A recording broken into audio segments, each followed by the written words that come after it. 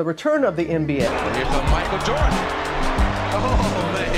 I can't believe how fast 20 years went by, man. This is crazy. Yes, he is. But I tell you, he's unbelievable. Michael Jordan has been a sensational show again. Give it right back for Rick. Oh, my goodness. Look at that pass. Curry, a floater on the fly. Oh, my God. It's video. We're playing video. Here we go. Bonsoir à toutes, bonsoir à tous, bienvenue sur Hype, sur Sport en France, un nouveau numéro de basket NBA. On va même globaliser parce qu'on va parler un petit peu de l'équipe de France cette semaine. Le coach, le sélectionneur même de l'équipe de France, Vincent Collet, a fait sa rentrée médiatique. Il a parlé un petit peu des Français de NBA, il va même aller les voir. On aura une discussion aussi autour des Warriors parce que ça va pas trop bien. Les performances de Klay Thompson et de Draymond Green, forcément qui ne jouent plus, intéressent. Et pour ça, on va accueillir tout de suite, on change un peu l'ordre des présentations, un revenant, un homme, un pionnier de Hype. C'est Melvin Carcentier du côté de San Francisco. Salut Melo. Eh ben, salut Sylvain. C'est Thanksgiving aujourd'hui aux États-Unis, donc fallait que je passe la journée ou la matinée avec la famille Hype. Donc ravi d'être de retour. Bon, ravi de t'avoir avec nous. On va faire concis du coup pour te laisser après célébrer cette fête. Tu peux rappeler peut-être aux téléspectateurs qui connaissent un peu moins Thanksgiving et la culture américaine, ce que ça représente aux États-Unis et ce que c'est d'ailleurs. Ouais, Thanksgiving, c'est la fête aux États-Unis la plus importante derrière Noël. C'est vraiment un moment où les gens se retrouvent en famille, voyagent pour aller être avec leur famille. Et en général, tu partages un grand repas avec plusieurs... certaines familles ont différentes traditions, mais la plus grosse, c'est évidemment la dinde de Thanksgiving. Et le but, généralement, c'est d'être en famille, de manger beaucoup. Et pour ceux qui aiment le sport, il y a toujours des matchs de NFL, généralement le jour de Thanksgiving. C'est le seul sport qu'il y a aux États-Unis ce jour-là. Donc les gens aiment bien regarder, manger et regarder le foot ensemble en famille. La culture du sport et puis de la gastronomie américaine, donc pour Thanksgiving, on l'a bien compris. On va accueillir Paul. La gastronomie, t'aimes bien aussi toi? Oui, évidemment, ça se voit, non? Oui, ça se voit. Merci d'être là, Paul. On va parler de la conférence Ouest, des Wolves, d'OKC. On en a parlé un petit peu en off. Ça marche bien pour ces franchises. On va pas parler des Lakers, même si LeBron... Pas cette fois, non? Non, LeBron, par contre... Il y aurait de quoi dire sur ces 39 000 points. Exactement. On va attendre les 40 000 peut-être. Voilà, c'est ça. Dans quelques semaines, quelques mois. Rudy? Bonjour messieurs. Toujours bien la veste et tout, Miami cette semaine? Ouais, Chicago, j'ai envie de me cacher, je t'avoue. Mais bon, juste journée particulière aussi pour moi aujourd'hui, pas pour moi particulièrement, mais j'aimerais souhaiter un joyeux anniversaire à Néréane, donc la fille d'un ami qui a fêté ses 18 ans hier soir, et à Tom, mon neveu, qui fête ses 15 ans aujourd'hui. Alors joyeux anniversaire à tous les deux. Joyeux anniversaire à Tom et à Néréane, c'est ça, hein? C'est ça. Bon, voilà, le message est passé. On va. Vous avez vu cette image? Parler peut-être un peu rapidement des Spurs et de Greg Popovich. Il y a une image assez folle cette nuit. Lunaire. Lunaire de Greg Popovich qui s'improvise MC. Donc on voit l'image. Il s'adresse aux fans des Spurs qui huaient un ancien des Spurs, une légende, Kawhi Leonard, qui est parti donc du côté de Toronto gagner un titre et est parti un peu, voilà, de manière un peu difficile. Avec perte et fracas. Voilà, les fans s'en souviennent toujours quand Kawhi revient après, Greg Popovich en a eu marre et a dit stop, arrêtez de huer les joueurs et notamment Kawhi sans le citer puisque nous on n'est pas comme ça. Voilà, c'est une image assez Greg Popovich finalement. Presque unique parce que je me souviens pas d'avoir vu ça sur un terrain de sport, enfin en tout cas d'un sport professionnel de très haut niveau. Un entraîneur qui dit comme ça à son public d'arrêter de siffler un joueur adverse, c'est rare, c'est une bonne chose. S'il y en a un qui peut le faire, Melvin, tu vas confirmer, c'est bien Greg Popovich, plus de 20 ans dans la même franchise, avec des titres et puis un respect inégalé en NBA. Est-ce que c'est une image qui t'a surpris venant de Pop? Oui, ça m'a surpris. Je pense que Pop est vraiment a basculé un peu avec l'équipe qu'il a. C'est plus un formateur. Et c'est vrai que là, c'est un peu le rôle justement du formateur.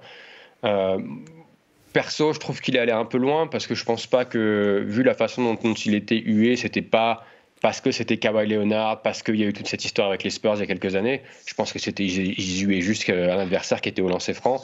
Donc je pense qu'il est allé un petit peu loin quand même sur cette situation. Et je crois que Kawhi, d'ailleurs, après le match, disait qu'à chaque fois qu'il est à San Antonio, les gens dans la ville lui montrent beaucoup d'amour et l'adorent toujours. Donc je pense que Pop est allé un peu loin.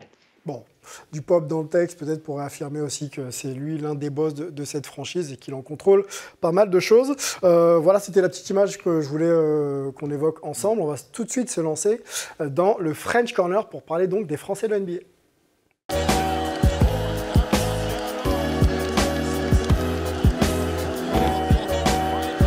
Alors, les performances sont plutôt bonnes pour certains sur le plan individuel. On va pas parler Kylian Hayes, même si on va le faire quand même incessamment sous peu dans Hype, puisque c'est pas mal pour lui, le jeune de Détroit. Je voudrais qu'on s'arrête sur les deux anciens de Boulogne-le-Valois.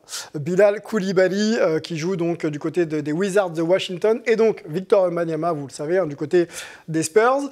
Melo, qui est donc journaliste aux États-Unis et qui couvre aussi le basket pour Basket USA, le média que certains peuvent connaître, a eu l'opportunité de rencontrer Wemby. Je crois que c'était en pré-saison. Tu nous avais pas livré ton ressenti sur le joueur. Moi, j'aimerais déjà que tu puisses nous en parler visuellement, ce que tu as ressenti. Et puis là, on a quelques matchs maintenant pour analyser. Qu'est-ce que tu penses un peu de la hype de Wemby et de son niveau de jeu après un peu plus de 15 matchs là? Ouais, bah moi c'était la première fois que j'avais l'occasion de le côtoyer, de le voir vraiment en vrai. Et je pense que comme tout le monde, j'ai été estomaqué par la combinaison de taille, par sa mobilité, ce qui est dingue pour un joueur de sa taille.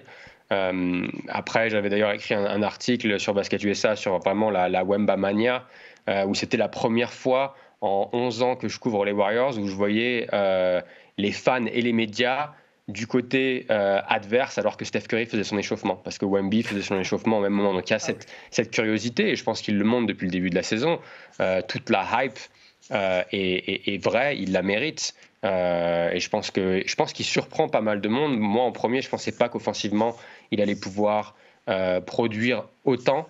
En particulier avec l'équipe qu'il a autour de lui, qui est vraiment pas top. Donc ça veut dire qu'il est défendu par le meilleur joueur adverse quasiment, ou par le meilleur défenseur adverse tous les soirs, et il arrive quand même à faire de belles choses. Donc c'est bien. Je pense que c'est génial pour le basket français. C'est un super ambassadeur. On sait que les Spurs arrivent en ville. Melvin, hein, tu vis du côté de San Francisco, donc les Spurs vont arriver pour affronter donc les Warriors là, dans quelques heures, au moment où on se parle. Est-ce que tu penses que Steve Kerr va concocter quelque chose pour arrêter Wemby, ou alors les Warriors vont rester eux-mêmes et essayer de gagner ce match-là? Non, je pense qu'ils vont rester eux-mêmes. Je pense que ce qui va être intéressant, c'est que c'est un match qui compte pour le in-season tournament. Et si les Warriors veulent essayer de se qualifier, je pense qu'il va falloir qu'ils leur mettent une rouste, parce qu'ils ont besoin du point avérage, parce qu'ils risquent de finir deuxième de leur groupe.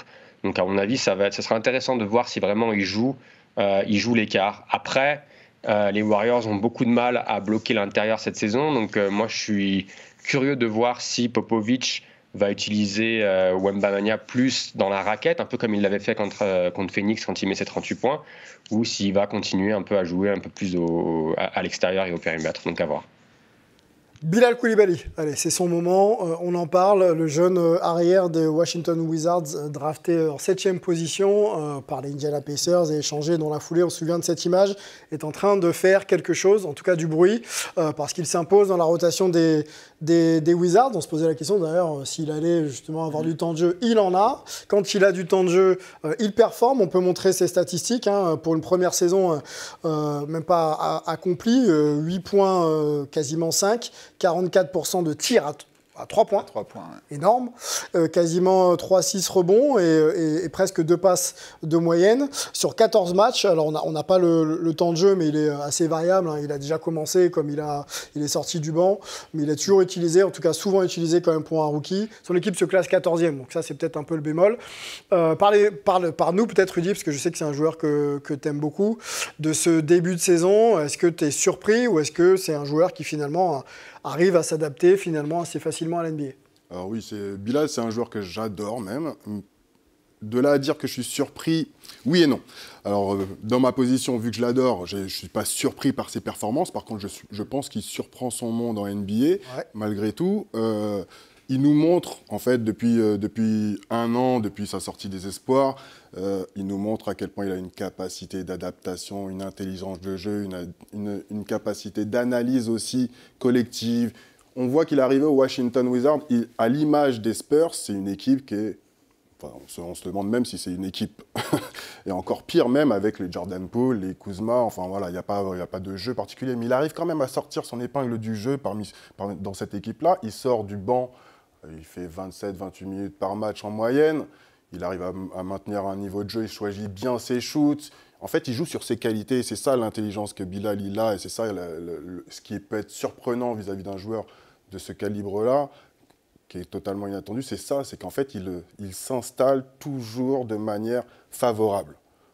Il arrive à trouver sa voie et à s'exprimer. Exactement. Donc, il force rien et c'est tout à son honneur. Donc oui, c'est ça qui est surprenant pour moi vis-à-vis de Bilal, c'est qu'il maintient cette capacité-là d'adaptation, malgré toutes les qualités qu'on peut avoir de lui, quoi. Enfin, légère comparaison, les deux joueurs sont quasiment de la même génération, pas les mêmes postes et pas la même hype. Wemby, c'était incroyable l'an dernier déjà en France et ça l'est encore aux États-Unis et Melvin le confirme.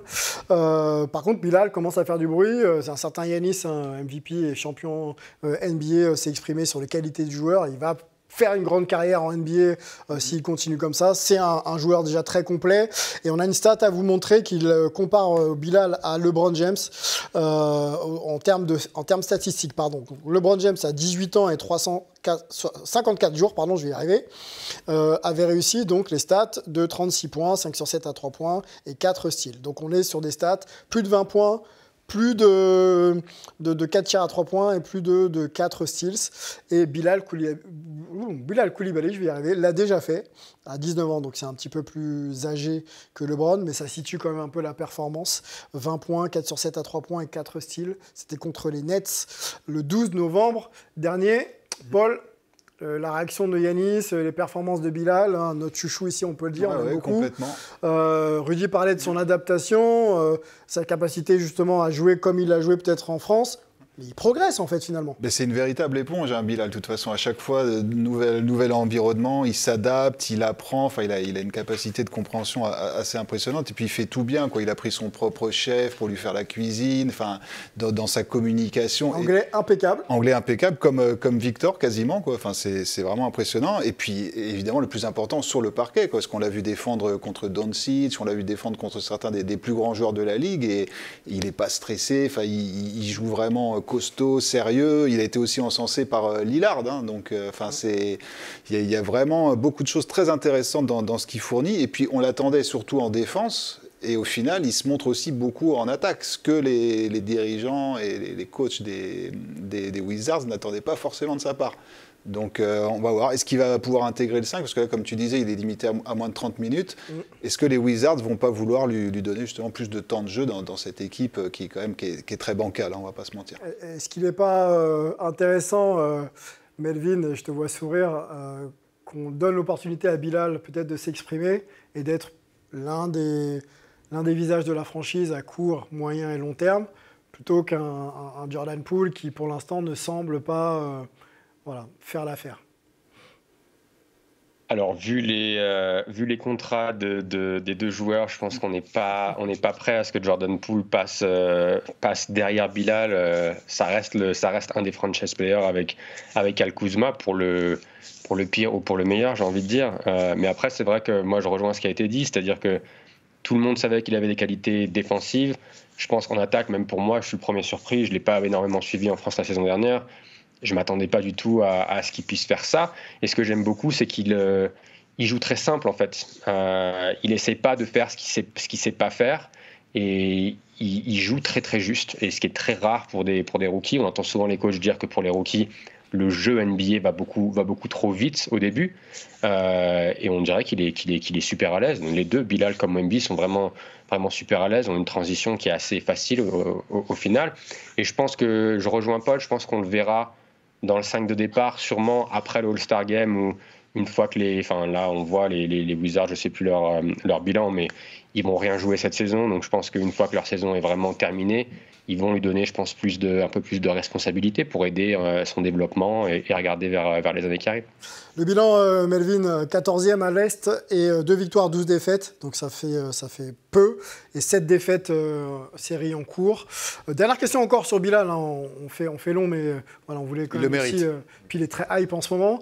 À qui il te fait penser? Je fais un peu appel, Mélo, à ton expérience, ta mémoire des joueurs NBA. Joueur un peu très fort défenseur et qui met dedans un 3 points. Est-ce qu'on n'est pas sur une sorte de... Je sais pas, un nom comme ça, Luc Mbamouté, des joueurs un peu slow and D, donc défenseurs et shooters. Est-ce que c'est plus... Dis-nous, hein, c'est une vraie question que je te pose là. Non, Luc Mbamouté, pas trop. Non, ouais, je pense que c'est vraiment le prototype du 3&D, mais qui a quand même un bon feeling. Je sais pas, j'essaie de trouver des joueurs à qui il me fait penser.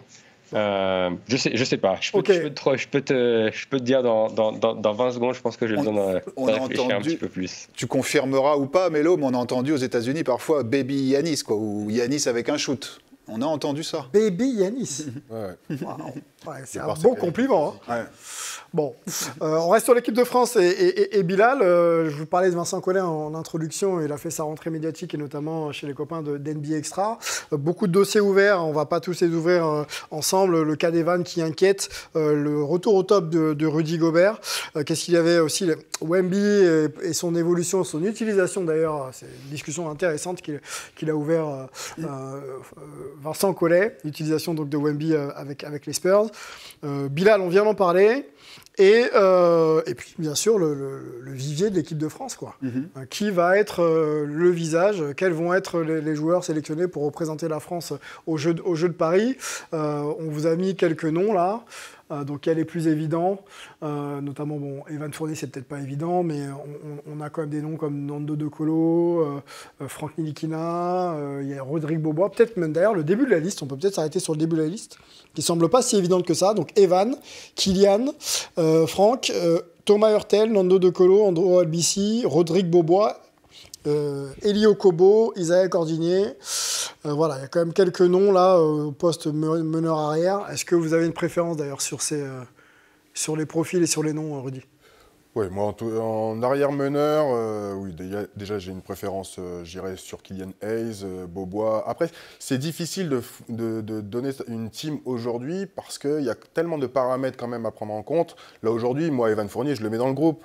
Mais le problème, c'est qu'il ne joue pas. Et dans 8 mois, s'il ne joue pas, je nous aide un peu. Qu'est-ce qu'on met? Je nous aide un peu. Les propos de Vincent Collet, c'était d'expliquer aussi qu'il va falloir peut-être finalement apporter du sang frais, du sang neuf à cette équipe et confier des rôles un peu différents peut-être aux anciens qui ont rendu service à l'équipe de France. Donc il faut peut-être regarder les nouveaux noms dans cette liste et se dire qui peut intégrer. Voilà, je reprécise un peu ma question. Nouveau sans être nouveau, Rodrigue Beaubois qui s'est déclaré vouloir faire partie de l'aventure. Est-ce que c'est un joueur qui peut intégrer le groupe?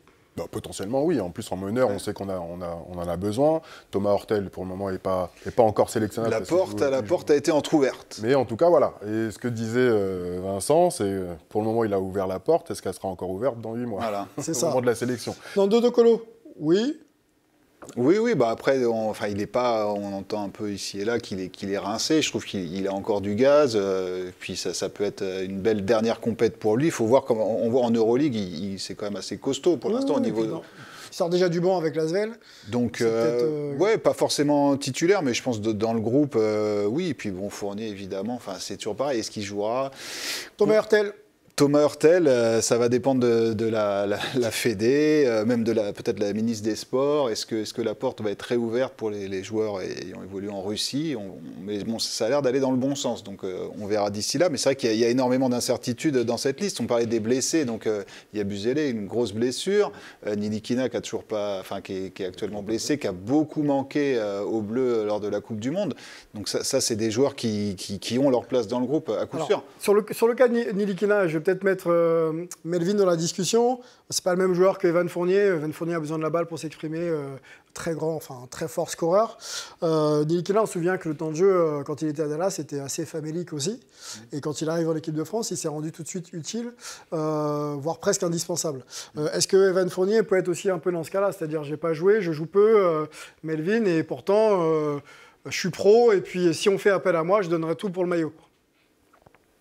Oui, je pense que Evan a prouvé que quoi qu'il arrive, si on fait appel à lui, je pense peu importe son rôle, il sera là pour le maillot. Je pense qu'il a cette fierté de représenter la France, donc il n'y a pas de problème. Je pense que pour Franck, c'est vrai que c'est un rôle qui est vraiment de spécialiste défensif. Donc il a des missions défensives. Après, moi la question, comme le disait Rudy, par exemple, il parlait de Killian Hayes. Killian Hayes est dans le 5, ou était dans le 5 à Détroit parce qu'il avait justement impressionné Monty Williams en défense. Donc est-ce que Killian Hayes peut venir prendre le rôle de Franck et de jouer, d'essayer d'être un peu le stopper défensif sur les postes 1 et 2 et d'apporter autre chose, je pense, en attaque que Franck. On a l'émergence de Bilal Koulibaly aussi qui va forcément, je pense, changer la donne sur la façon dont tu vas construire le roster, parce que je ne pense pas que ce soit nécessairement les 12 meilleurs joueurs que tu dois prendre, mais c'est vraiment essayer de faire une équipe qui fait sens et qui est vraiment complémentaire.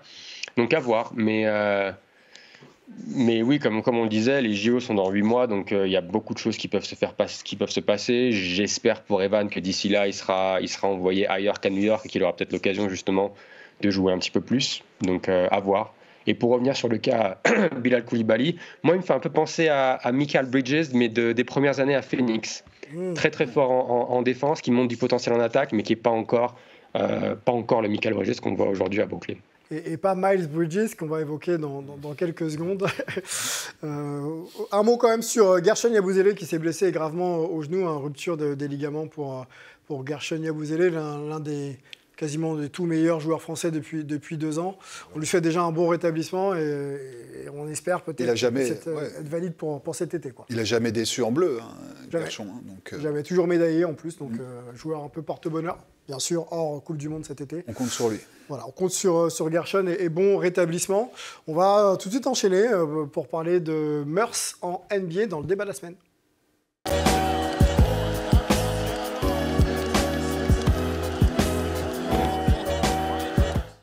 Alors le cas Miles Bridges est plutôt hype et pour des raisons un petit peu obscures malheureusement. On va mettre le basket de côté, on va réintroduire la case, ou introduire même la case mœurs pour la première fois dans cette émission.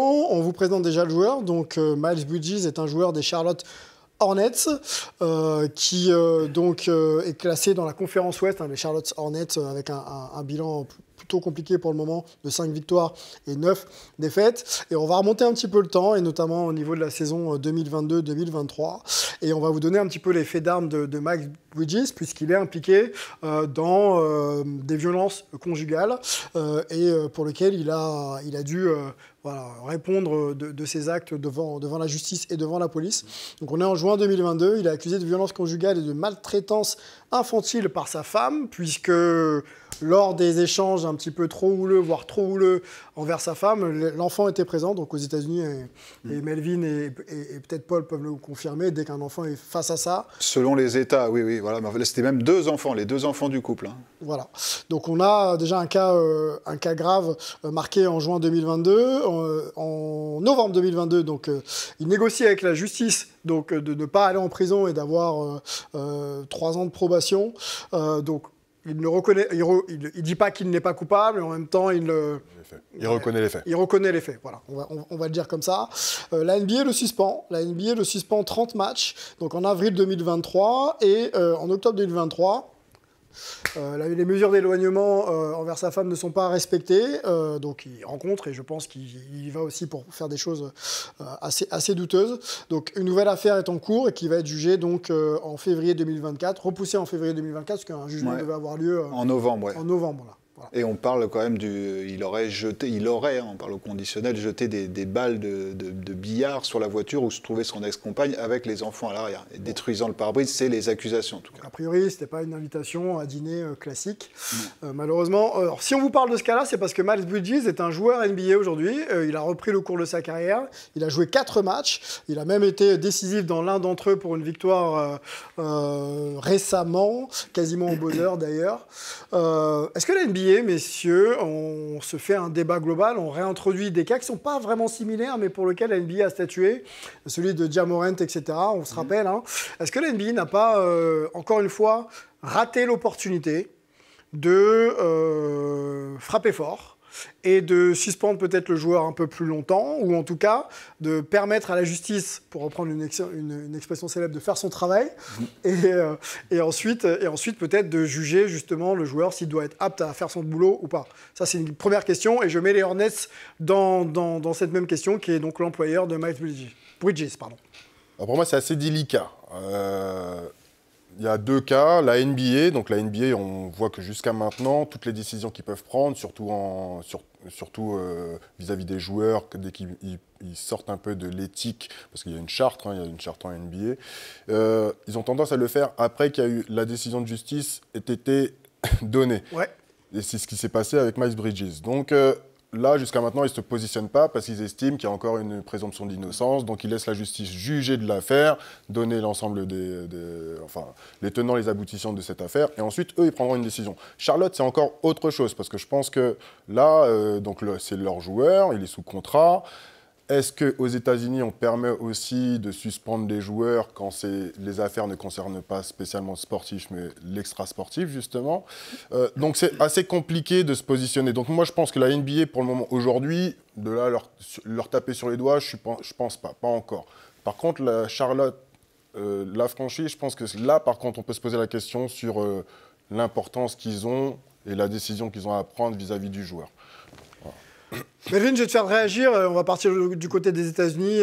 Adam Silver, donc le commissioner, s'est exprimé justement sur le cas Miles Bridges. Je voudrais que tu nous resitues un peu comment, traditionnellement, même si ce n'est pas un cas traditionnel, la NBA justement regarde un peu les affaires extrasportives pour pouvoir ensuite se positionner. On écoute Adam Silver, donc le commissioner, le big boss de la NBA, et ensuite on t'écoute sur ta réponse. You know, from my standpoint, I believe we have been consistent in that we're applying the same principles to every case. I mean, no fact pattern is exactly alike, and I think that everybody's entitled to due process and a fair system. You have to understand that the result is based on, you know, an investigation and a very deep understanding, at least the best we're in a position to do so, to understand exactly what happened. And in terms of new allegations, just put yourself in that player's shoes or anybody in which there's an allegation. I think everybody's entitled to due process and everybody's entitled to a fair hearing. So to the extent there's other things that we're looking at, that's an independent investigation. And until there are findings there, it would be unfair to punish a player or anyone under those circumstances. You know, we believe in the rule of law in this league and we believe in due process. Bon, la prudence d'Adam Silver, pardon, je vais y arriver, on l'a compris. Explique-nous peut-être, Melvin, justement, comment se positionne traditionnellement la NBA sur ce genre de cas, et est-ce qu'on peut entendre et comprendre les propos du commissionnaire? Oui, bah, je pense qu'ils c'est clair. Tant qu'une enquête est pas fermée, tant qu'il n'y a pas eu une décision judiciaire, eux, ils pensent que c'est pas à eux de se positionner sur le problème, en particulier quand c'est pas lié au basket. Quand c'est lié au basket, je pense forcément à la baston entre Détroit et Indiana il y a maintenant quasiment 20 ans. Ouais. Là, quand c'est vraiment ça se passe sur un terrain NBA, dans une salle NBA, c'est différent. Mais si vous regardez Miles Bridges, si vous regardez Kevin Porter Jr., aussi cet été, qui a été dans des problèmes similaires, la NBA n'a jamais pris de décision. Par contre, je pense que les franchises ont le droit, en tant qu'employeur, de prendre certaines décisions. On a vu que Houston, quand la Porter Jr. a démarré, ils n'ont pas voulu le dégager tout simplement ou le couper. Ils ont préféré essayer de le transférer. Ils l'ont transféré à OKC et OKC tout de suite derrière a coupé le joueur. Donc la question pour moi c'est pour Charlotte, on parle d'un des joueurs majeurs de l'équipe. Si ce n'était pas un des joueurs majeurs de l'équipe, est-ce qu'ils auraient réagi différemment de ce qu'ils ont montré jusque-là?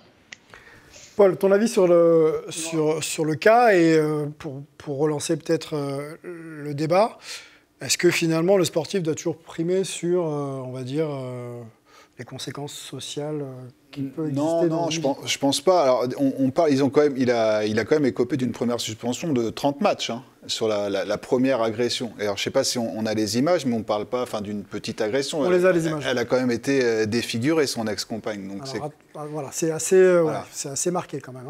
Donc c'est quand même quelque chose de très grave. La NBA lui a mis 30 matchs de suspension, soit seulement 5 de plus que Ja Morant pour avoir montré, à 2 reprises certes, un pistolet sur Instagram. Mais là, on est sur l'angle Charlotte. Est-ce que Charlotte n'aurait pas pu, se positionner au relais de la NBA mais je suis d'accord avec Mélo sur le fait que si ça avait été un joueur de moindre importance, il aurait probablement été coupé ou transféré. Alors après, donc Charlotte se réfugie derrière la présomption d'innocence, mais comme tu nous disais hors antenne, il y a bien des ministres qui sont mis en examen et qui poursuivent quand même leur carrière. Tout à fait, c'est ce que j'ai dit en antenne. Je crois, c'était toi, non? D'accord. Je ne sais plus qui c'était. Bon, en tout cas, ça marche, j'ai pas de punchline pour répondre. Donc, blague à part, c'est vraiment, pour moi, les deux sont fautifs, que ce soit la NBA ou Charlotte. La NBA pour avoir infligé une peine trop légère. Donc là, qu'est-ce qu'ils vont faire Comment vont-ils faire en février si le sursis tombe, s'il écope d'une grosse peine? Donc là, il sera banni à vie. Enfin, je sais pas, on marche un peu sur des œufs et je trouve que la NBA est un peu limite à ce sujet, même si elle se réfugie, encore une fois, derrière la présomption d'innocence. Bon, on va suivre ce dossier-là. On voulait vous parler justement de la manière dont les instances américaines fonctionnent, et notamment les ligues aussi de sport américain et la NBA sur ce genre de cas. Il va falloir peut-être qu'elles trouvent justement une manière de fonctionner, parce qu'il y a des cas qui sont en train de sortir. Là, et le cas de Josh Giddey, par exemple, qui est totalement autre chose, mais les affaires de mœurs, de justice en NBA, ça existe, donc il faut pouvoir trouver les solutions.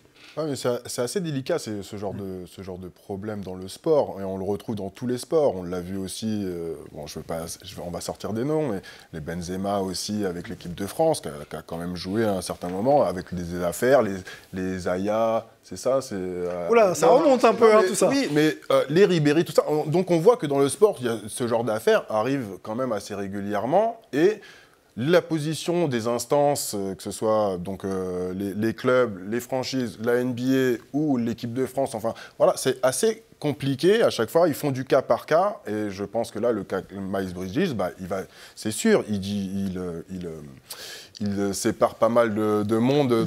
Il divise, voilà, exactement, pas mal de monde. Même si on se rejoint tous, ça doit pas arriver. Et voilà, ça n'aurait jamais dû se reproduire. Et on a hâte de voir comment ça va donner. Comment chacun va se positionner. Donc rendez-vous pour suivre ce dossier en février 2024. On a encore un petit peu le temps, on vous en reparlera forcément. Retour au jeu avec le focus de la semaine. On va parler des Warriors et de la conférence Ouest.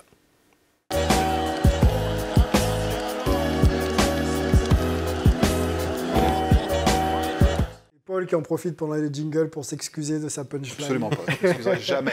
On assume, monsieur, on assume jusqu'au bout. Pas de souci. On avance, on va parler justement avec notre spécialiste des Warriors. On rappelle que Melvin Carsanti vit à San Francisco et a la chance de suivre les Warriors depuis plus d'une dizaine d'années pour Basket USA notamment. On va s'arrêter non pas sur les années glorieuses et récentes d'ailleurs des Warriors, mais sur ce début de saison qui semble être un peu poussif. On avait vu un bon départ et puis un stop. Défait Draymond Green hors basket qui étrangle notre Français Rudy Gobert. Et un Klay Thompson qui semble pas être revenu de vacances, on va le dire comme ça. On le voit beaucoup nager, être sur son bateau l'été. Mais la saison a repris et on a un peu l'impression que Klay est resté un peu dans les starting blocks. Alors j'extrapole un petit peu. Parlons d'abord de Klay Thompson. Peut-être déjà tes impressions, Melvin, sur le joueur. Tu le vois en conférence de presse, tu le vois dans les vestiaires, tu le vois jouer. Est-ce qu'on a raison de s'inquiéter pour lui parce que les stats ne sont pas bonnes, l'influence est moindre. Défensivement, on a l'impression qu'il a un peu plus de difficulté à contrôler ses adversaires. Dis-nous tout, toi qui le vois au quotidien. Comment va Klay Thompson ? Alors, Klay Thompson n'est pas au mieux. Je vais commencer par la défense, vu que tu as fini par ça. C'est vrai qu'il c'est plus le Klay Thompson d'avant, c'est-à-dire que tu peux pas le mettre sur des Damian Lillard, sur des Ja Morant, sur vraiment les top scorers adverses. Et c'est aussi pour ça que Steve Kerr avait annoncé avant le début de la saison qu'il allait plus le jouer sur les ailiers, voire les ailiers forts. Et je pense qu'il y a aussi besoin d'un temps d'adaptation pour Klay, qui est costaud, qui est généralement très fort poste bas, mais qui a quand même du mal à tenir ses adversaires sur les drives. Après, en attaque, il n'est pas au mieux, même si là, il fait 11 sur 21 à 3 points sur les 2 derniers matchs, donc à Houston il y a 2 jours et contre Phoenix la nuit dernière. Moi, je prône la patience parce que ce n'est pas la première fois que Klay démarre des saisons doucement. Alors déjà, il faut quand même rappeler, pour ceux qui ne savent pas, c'est un des meilleurs shooters de l'histoire de la NBA. La saison dernière, avant de terminer avec le plus grand nombre de tirs à 3 points marqués dans la saison, il est à moins de 40% jusqu'à janvier. L'année d'avant, quand il revient de blessure, pareil, les 2 premiers mois sont catastrophiques au niveau de l'adresse. Si on revient encore un peu plus en arrière, si vous vous rappelez, quand il bat le record de tirs à 3 points sur un match avec 14 paniers marqués à Chicago, avant ça, il commence la saison à 5 sur 36. Donc, c'est pas nouveau. Je pense que ça va venir. Généralement, quand ça arrive comme ça pour lui, il a tendance à essayer de forcer l'issue et d'essayer de trouver son rythme en forçant des tirs. Et souvent, que ce soit Steve Kerr, que ce soit Draymond Green, que ce soit Chris Paul cette année, ont besoin de lui rappeler que s'il reste dans le flow de l'attaque, généralement, il va avoir des meilleurs tirs et ça va commencer à revenir, et l'adresse va commencer à revenir et sa confiance va monter aussi. Donc, perso, je ne suis pas plus inquiet que ça sur l'attaque parce qu'il faut aussi se rappeler que même s'il n'est pas adroit, Klay Thompson est défendu par les défenses adverses comme un tireur d'élite, comme le tireur d'élite qu'il est depuis des années. Donc ça, c'est déjà très important pour les Warriors. Après, si les Warriors veulent espérer jouer les premiers plans cette année, ils ont besoin d'un Klay Thompson performant. Mais encore une fois, on est le 23 novembre, il y a beaucoup de basket qui reste à jouer, donc faisons les comptes plutôt à la fin de la saison régulière. À la fin du bal, qu'on compte les musiciens, n'est-ce pas, Paul ? Qu'on paye. On paye. Pardon. Dis-nous tout, toi, Klay Thompson, tu le vois jouer, il t'inquiète, ce qu'il faut. Ouais, alors, rester patient. Melo a raison. C'est vrai ces dernières années, il a l'habitude de commencer doucement, mais donc les 2 derniers matchs sont encourageants parce qu'il n'avait jamais réussi à dépasser les 20 points avant ces 2 derniers matchs depuis le début de saison. Et quand on lui a posé la question, il a un peu rayonné des journalistes en disant non mais attendez, moi je mettais 20 points par quart-temps normalement.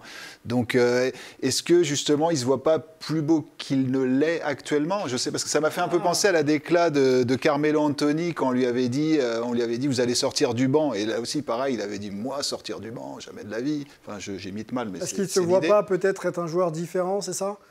Non, mais est-ce qu'il ne se voit pas ? Est-ce qu'il a commencé sa décrue, on va dire. Donc, mais après, jusqu'où peut-il descendre ? En plus, là, il joue pour son contrat, quoi. Donc, c'est quand même une saison charnière pour lui. Il y a beaucoup d'enjeux.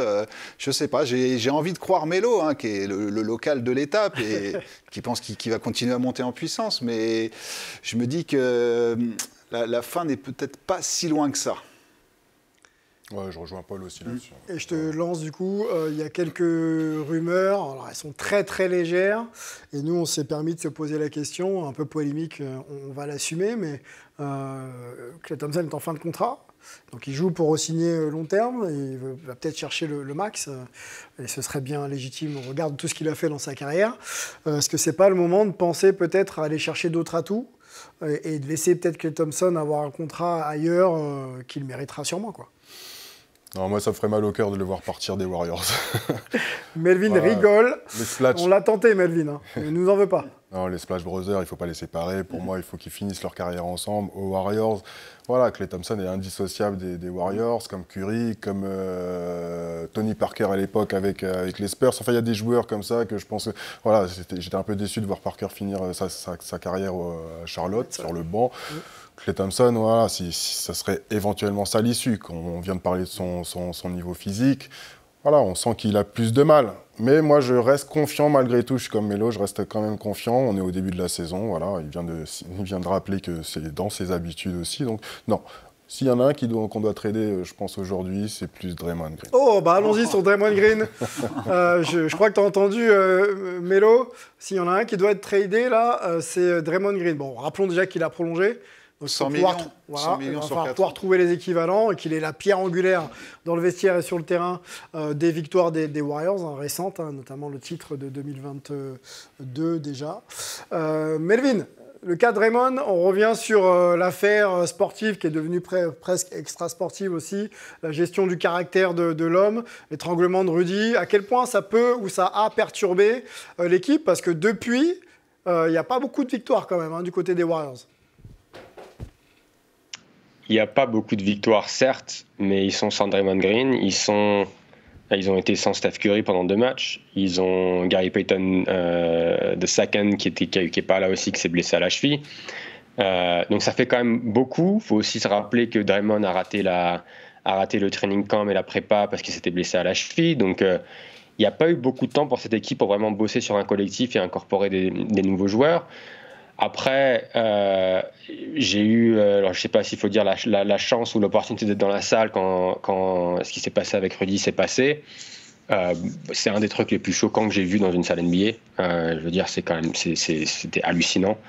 Et on sait que les deux ne s'aiment pas. On sait en particulier que Draymond aime bien titiller, vanner Rudy, et tout le monde au Chase Center, tout le monde en tout cas dans la media room, tout le monde était là. Il avait qu'une envie, c'était avoir cette excuse de pouvoir faire quelque chose, et il a saisi cette opportunité. Après, au niveau de la franchise, je pense pas que ça change énormément de choses parce que ils ont l'habitude. Alors, on a entendu un Steve Kerr un peu faire son mea culpa d'ailleurs un jour après le match, en expliquant qu'ils veulent essayer d'aider Draymond Green parce que là, c'est plus un problème sportif, c'est vraiment plus un problème personnel et des problèmes qu'il a avec ses émotions, avec être violent, etc. Je pense que les Warriors ont l'habitude, malheureusement. Donc c'est toujours la même chose. L'émotion, l'intensité de Draymond Green, généralement, les a aidés à gagner autant de titres qu'ils ont fait. Par contre, tu as toujours des incidents où il va beaucoup trop loin. C'est pas la première fois. Je pense que ce ne sera pas la dernière non plus. On est toujours dans ce cercle un peu vicieux de qu'est-ce qui se passe. Il s'excuse, il fait son mea culpa, les Warriors disent qu'ils sont là pour l'aider, ça va peut-être un petit peu mieux pendant quelques mois, et après, on repart dans le même truc. Donc, faut juste se dire que c'est la personne de Draymond, c'est qui il est. Donc, je pense pas qu'il va changer. Par contre, après, je pense qu'un transfert, que ce soit pour Klay ou pour Draymond, ne fait aucun sens, parce qu'il faut regarder je pense être très terre à terre et pragmatique. Quelle est leur valeur aujourd'hui sur le marché des transferts ? Si tu les transfères, tu dois les transférer à une valeur qui est beaucoup moindre de ce qu'ils peuvent amener aux Warriors. Et tu ne vas pas les transférer pour un tour de draft et un joueur de banc, par exemple. Alors que tu as Steph Curry, qui est toujours à 35 ans, un des meilleurs joueurs de la NBA. Tu as besoin de ces 2 joueurs. Je pense qu'ils ne les transféreront pas. Pour moi, il n'y a aucune chance que ça se passe. Et ce sera à eux, justement, de trouver un moyen que ça marche et de voir comment ils peuvent évoluer ce trio. Steph est toujours Steph. Les 2 autres, je pense que ça va justement être moins fort beaucoup plus rapidement. Donc, est-ce qu'ils vont pouvoir s'adapter à un nouveau rôle ? Justement, Melvin. On a vu Ray Allen le faire en fin de saison. En fin de carrière, est-ce que Klay Thompson peut avoir cette même évolution-là ? Je pense que c'est vraiment ça la question, plus que de savoir s'il faut les transférer ou pas. On a encore un petit peu de temps pour y répondre. Justement, cette notion de projection avec eux, est-ce qu'on peut encore espérer pouvoir gagner quelque chose avec des joueurs, donc tu l'as dit, d'un certain âge maintenant, et dont Steph reste Steph, mais dont peut-être Klay Thompson et Draymond Green ont peut-être donné le meilleur aux Warriors. Qu'est-ce que tu en penses, Paul ? Non, encore une fois, ça reste le début de saison. Ils sont vieillissants, ok, mais ça sera en avril, au printemps, que ça va vraiment compter. Est-ce qu'ils seront encore là à ce moment-là ? C'est la question. Est-ce qu'ils peuvent ? Alors, est-ce qu'on attend aussi plus d'Andrew Wiggins ? Faut pas l'oublier, notre ami canadien. Oui, qui dort un peu, on peut le dire. Donc, je suis pas ultra inquiet pour eux, même si ça sent quand même la fin de dynastie. Je les vois pas champions cette année, par exemple. Ok. Et est-ce que tu vois, et on va transiter tout de suite pour leur succéder, ces équipes qui ressemblent un peu à ce que les Warriors peuvent proposer ou pouvaient proposer il y a encore quelques années, sur du tir à 3 points, sur du jeu vraiment ouvert. On va mentionner peut-être 3 équipes qui fonctionnent. On mettra les Wolves à part, mais OKC, une équipe très très jeune qui court et qui joue vraiment sur le panache et le talent de certains de ses joueurs, dont Shai Gilgeous-Alexander. Les Kings de Sacramento, non loin des Warriors de Golden State, qui les avaient affrontés l'an dernier d'ailleurs en playoff dans une série assez mémorable. Est-ce que c'est un peu les successeurs connaisseur des Warriors, ces deux équipes. Parlons déjà de celle-ci. Melvin, les Kings, est-ce que ça progresse ? Est-ce que c'est une équipe qui peut s'installer durablement comme une vraie menace à l'Ouest ? Alors ça progresse, oui. On voit derrière, De'Aaron Fox qui est vraiment, montre comme l'un des meilleurs joueurs de la NBA en ce moment. Par contre, je pense pas que pour moi ce soit vraiment une menace à l'Ouest, en particulier parce que défensivement ils sont toujours pas au niveau. S'ils veulent espérer quoi que ce soit à l'Ouest et viser un titre NBA, il faudra que ça passe avant tout par la défense. Ils sont, je crois, encore la 20e défense NBA aujourd'hui, alors que OKC est je crois, dans le top 6 et les Wolves sont la meilleure défense. Donc pour moi, tant qu'il n'y aura pas cet aspect défensif, même si Fox est très fort, même si offensivement ils sont super sympas à avoir joué, c'est super spectaculaire, tant qu'il n'y aura pas de défense, il y aura pas de vraie menace pour les Kings, pour moi. Paul, dans ce trio d'équipes, on va citer donc les Wolves là maintenant, Kings, Wolves, OKC, qui tu vois être dans le... Alors, moi, pour cette... en bas de ce classement, quoi. Moi déjà je vois plus les Wolves, pour moi c'est les principaux prétendants et surtout c'est du win now, hein, comme on dit de l'autre côté de l'Atlantique. Avec l'accent. Voilà. À savoir qu'ils ne pourront pas conserver leur équipe, payer tous ces salaires la saison prochaine. Donc, faut y aller, c'est maintenant. Ils se trouvent de mieux en mieux. Là, ils sont sur une série incroyable. Ils ont le 2e meilleur bilan de la Ligue. Comme le disait Melo, intraitable en défense. Et là, je crois qu'ils sont sur 10 victoires en 11 matchs. Et leur seule défaite, c'est contre les Suns, qui ont shooté à 55% à 3 points. Donc, pour les faire tomber, les Wolves, et puis la menace intérieure, la défense, comme le disait Melo encore une fois. C'est... moi, il me faut Rudy vraiment qui retrouve un rôle très central défensivement. Qui est parmi les meilleurs défenseurs de l'année, là, qui est dans le top 5 des rebondeurs et des contreurs. Attention au loup. Attention au loup, voilà. Effectivement. Rudy, OK, ici, le loup ou éventuellement les Kings. Le loup, voilà, comme on a dit, cette année, c'est cette année. Ouais. Par contre, le OKC, c'est l'équipe qui a qui peut présenter le bilan... une décennie, ouais. Après, je suis assez partagé aussi là-dessus parce que ça reste quand même beaucoup de jeunes joueurs. À un moment donné, il va falloir les payer, les contrats vont changer. C'est des très bons joueurs. Sur cette saison. Alors, sur ce que tu as vu, sur le potentiel de l'équipe déjà. Ouais. Est-ce qu'elle peut s'installer là jusqu'à avril comme étant l'une des 4 meilleures équipes à l'Ouest ? Il me semble que je les avais mis dans les qualifiés, play-off, me semble, dans les previews, non ? Dans les... Écoute pas Paul. Paul est très taquin aujourd'hui. Fais ton truc. Si, je les avais mis. Il reste. Donc je suis pas surpris de leur niveau. Et je pense que oui, ils vont en surprendre plus d'un. Donc oui, s'il y a un poil à gratter, c'est eux. Voilà. Et après, avec AGA, c'est magnifique. Holmgren, qui est en plus rookie, il est sur un 50, 40, 90. Oui, il a l'air d'être très efficace au tir, effectivement. C'est quand même une référence, il faut rentrer dans ce club-là. Bon, on est sur 15 matchs, mais quand même, c'est propre. Ça veut dire que, pareil, il choisit bien ses shoots. C'est une équipe très plaisante à voir jouer, c'est jeune, ça court...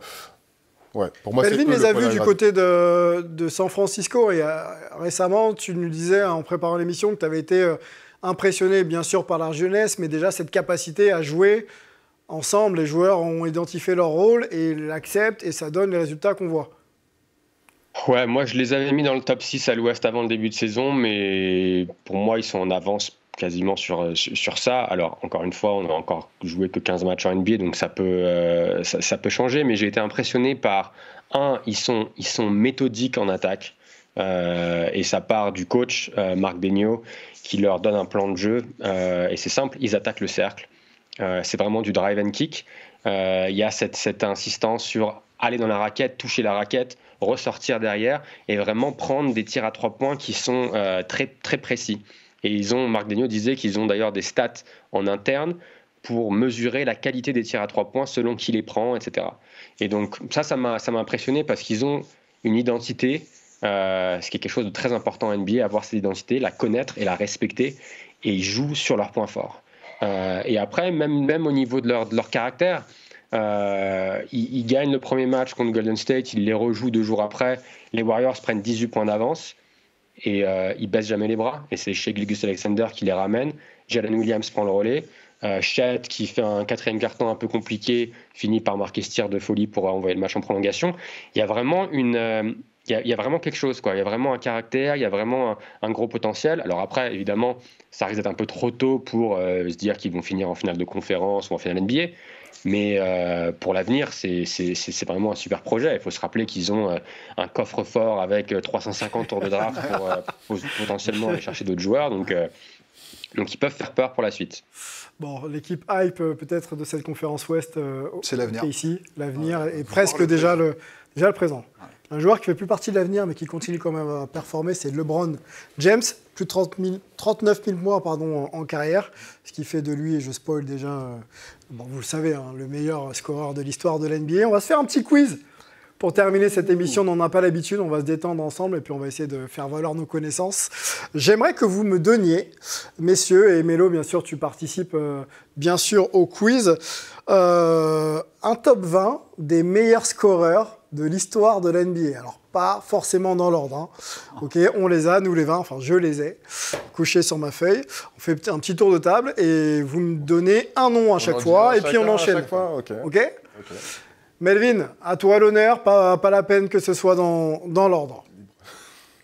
LeBron James. T'as dit LeBron, je vais dire Karim Abdul-Jabbar, pour rester dans l'ordre, pour que ce soit un peu marrant. Allez, Karim Abdul-Jabbar, deuxième maintenant, à 38 387 points, le joueur des Lakers, la légende des Lakers. Rudy.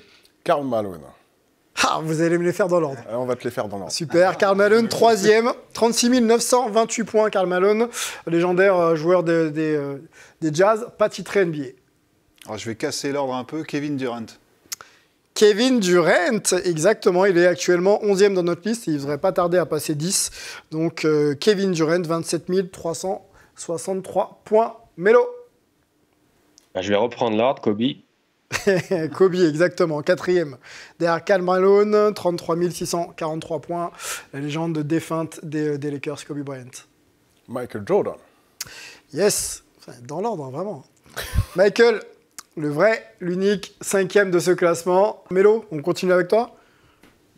Dirk Nowitzki. Yes, numéro 6. Les mecs, vous êtes très très forts. 31 560 points pour Dirk, l'Allemand, titré NBA champion en 2011 avec Dallas.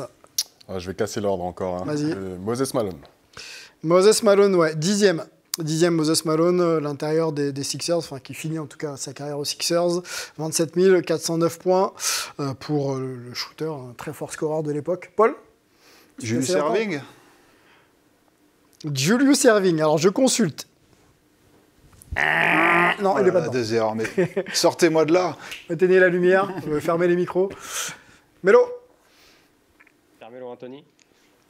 Carmelo Anthony, ouais, 9e, 28 289 points. On peut récapituler. On a dit donc LeBron James, Karim Abdul-Jabbar, Karl Malone, Kobe Bryant, Michael Jordan, Dirk Nowitzki, Carmelo Anthony, Moses Malone, Kevin Durant. Il en reste, une petite dizaine. On enchaîne avec toi, Rudy. Quelques indices. Il y a un Canadien, il y a une franchise canadienne. Il y a un Spurs. Je dirais Larry Bird. Oui, Larry Bird, il est où Larry? Ah, il est même pas dedans, je te dis oui. Non, il n'est pas dedans. Ah ouais, j'étais persuadé. Non, il n'est pas dedans, mais on va mettre Paul Pierce dedans. Allez, on va t'aider. 17e. Ok. Paul. Duncan, 16e. Mélo. Wilt Chamberlain. Wilt Chamberlain, exactement, et 7e de cette liste, le pivot des Lakers. Et puis, on va s'arrêter là, parce que la liste est assez longue quand même. il y a Nate Archibald.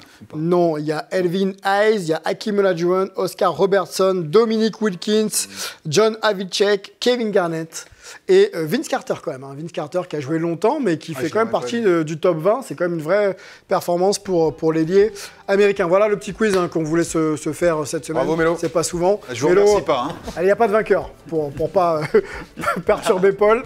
Ça va le suivre toute la soirée sinon. On va remercier Melvin d'avoir été présent dans Hype. Encore un bon Thanksgiving à toi et à tes proches. On va remercier Rudy et Paul d'avoir été avec nous. La régie autour de Lucien qui a magnifiquement préparé cette émission. Et on se retrouve la semaine prochaine pour un autre numéro de Hype. Ciao.